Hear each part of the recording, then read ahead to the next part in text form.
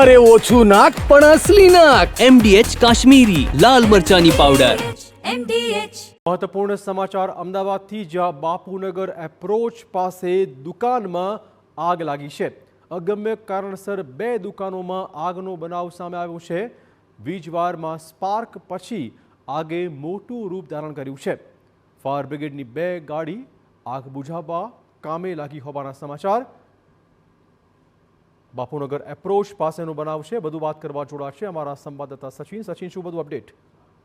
ચિરાગ, જે આગ લાગી છે એ બાપુનગર અપ્રોચ પાસે વિરાટનગર બ્રિજ પાસે જે આગ છે એ આગ લાગી છે અને આગનું સ્વરૂપ પણ તમે જોઈ શકો છો, ખૂબ વિકરાળ છે.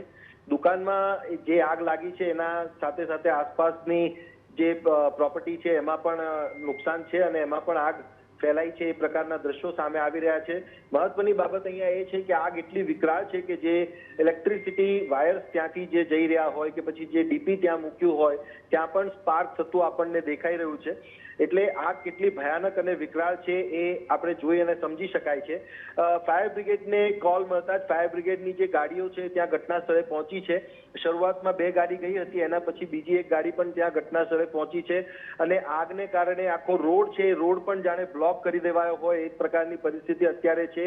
મુખ્ય માર્ગ ઉપરના આ દ્રશ્યો છે અને જે પ્રકારે આગનો ધુમાડો એ પણ ખૂબ ચિંતાજનક છે.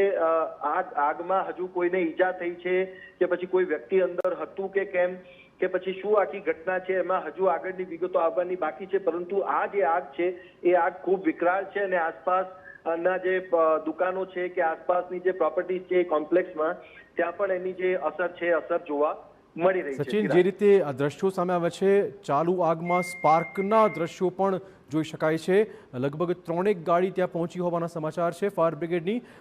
કયા પ્રકારની આ દુકાનો હતી, દુકાનમાં કયો સામાન હતો અને ચોક્કસ કેટલો સમય લાગી શકે છે આગ બુઝાવવામાં? ચિરાગ, ફાયર બ્રિગેડ દ્વારા જે આગ છે આગને કાબુમાં લેવાનો પ્રયાસ થઈ રહ્યો છે, પરંતુ જે પ્રકારે ઇલેક્ટ્રિસિટી સપ્લાય ચાલુ હોય અને એ દરમિયાન આ ઘટના બની હોય ત્યારે એના કારણે સ્પાર્ક પણ થઈ રહ્યો છે. એટલે પાણીથી આગ ઓલવવી પણ ખરેખર એક ચેલેન્જ કહેવાય. ત્યારે એવામાં ઇલેક્ટ્રિસિટી સપ્લાય બંધ કરવો અને ત્યારબાદ આગને કાબુમાં લેવો એટલે ફાયર બ્રિગેડને જહેમત તો લાગશે જ, કારણ કે જે પ્રકારની આગ પ્રસરી છે અને જે પ્રકારનું આગનું સ્વરૂપ છે એટલે સ્વાભાવિક સમય હજુ લાગી શકે છે. પરંતુ ફાયર બ્રિગેડની ટીમ દ્વારા અત્યારે જે માહિતી મળી રહી છે એ પ્રમાણે આગને કાબુમાં લેવાનો જે પ્રયાસ કરવામાં આવ્યો હતો એમાં મહદઅંશે એમને સફળતા મળી છે.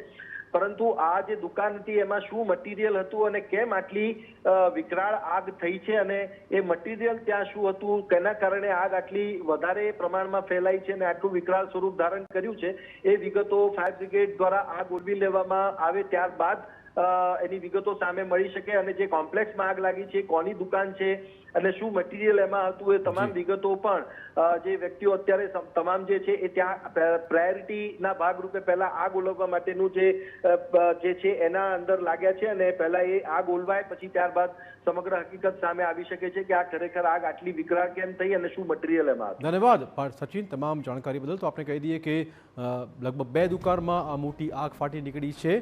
હાલમાં સમાચાર એ વાતના છે કે ફાયર બ્રિગેડે મહદઅંશે આ આગ પર કાબુ મેળવી લીધો છે. કોઈ અગમ્ય કારણસર બાપુનગર એપ્રોચ રોડ પર આવેલી 2 દુકાનોમાં આગ ફાટી નીકળી.